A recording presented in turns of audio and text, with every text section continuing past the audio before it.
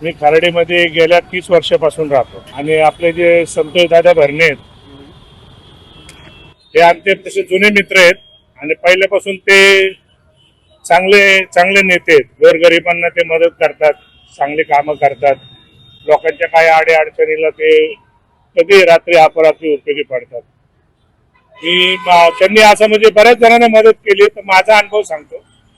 मला 10 वर्षापूर्वी अटॅक आला होता. त्यावेळेला परिस्थिती लई गरीब होती, पैसे पण नव्हते माझ्याकडे. तर त्यांना बाहेरून कळलं की मला अटॅक आला आणि मी घरात पैसे नसल्या कारणानं माझी एंजिओप्लास्टी झाली नाही, मी घरात झोपून आहे. त्यांनी सकाळी 6 वाजता कार्यकर्त्याकडे 50,000 रुपये पाठवून दिले मला मदत म्हणून. आणि मदत म्हणून पाठवून दिल्याच्या नंतर मला परत फोन आला त्यांचा की तुम्हाला सांगितलं का नाही की तुला असं झालं. म्हणलं तर आम्ही नाही सांगितलं दादा, आता कोणाला सांगायचं म्हटलं.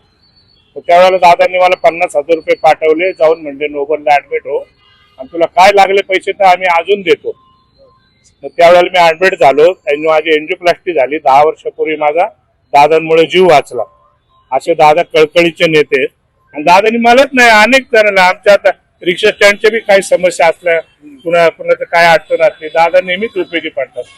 आता दादांच्या तुमचं जे संतोष भरणेंच्या ज्या मिसेस आहेत त्या मिसेस उभ्या आहेत, काय तुमचं मत कोणाला असेल, काय असेल त्या संदर्भात? नाही, आमचं मत तर 100% संतोष दादा भरणेंना तर आहेच आहे, म्हणजे त्यांच्या मिसेसला आहेच आहे, तृप्तीताई भरणे यांना.